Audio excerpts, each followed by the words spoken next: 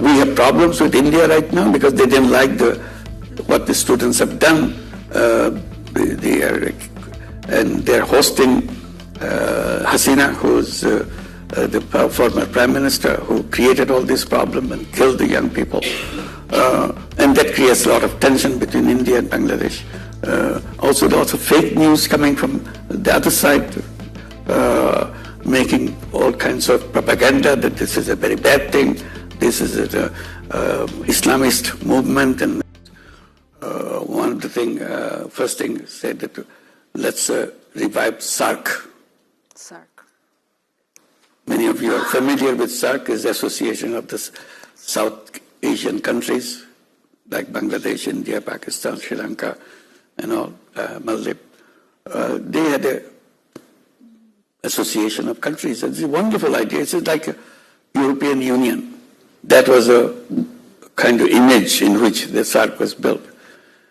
But somehow, one of our neighbors didn't like that framework. So it became almost a dead organization. The first thing we said, why is it dead organization? We want to collaborate, we want to help each other, we want to be associated with each other. We said, imagine we're having a European Union type. We can visit each other. That's the dream behind SAARC. We don't need a passport. We don't need a visa to go. We need a passport, but we don't need a visa to cross each other. We can do business. We can settle down in any country in the South Asia. This is a wonderful idea. The young people will be going into any direction they want to meet each other. Now we talk about religion and so on. The more movements happen, friendship happens, all this become small things in their life. Literally it's dead. It doesn't happen. So we try to encourage the countries, let's go back to do that. While we cannot do that, ASEAN is functioning. I said, why don't we become members of ASEAN? This would be good connection, even if when the SAARC is revived, Bangladesh becomes a kind of a connecting point between ASEAN and SAARC. So I'm emphasizing on that. And ASEAN chair right now is Malaysia. Anwar Ibrahim, the Prime Minister, he got very excited. He's a good friend. He got very excited. He said, yes, of course, we'll welcome you into ASEAN. But he may have a very warm feeling for us, but we need a procedure where all the ASEAN countries have to say yes. It's not easy to get everybody's yes right away, particularly Myanmar, which have problem with the Rohingyas. So they may not come forward. But we'll work on it. We don't see this would be again permanent trouble between Myanmar and Bangladesh. We don't have to have that.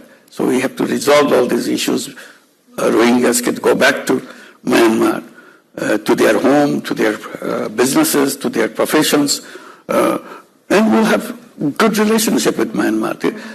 Having this kind of conflict with each other doesn't help anybody. So we have to resolve that.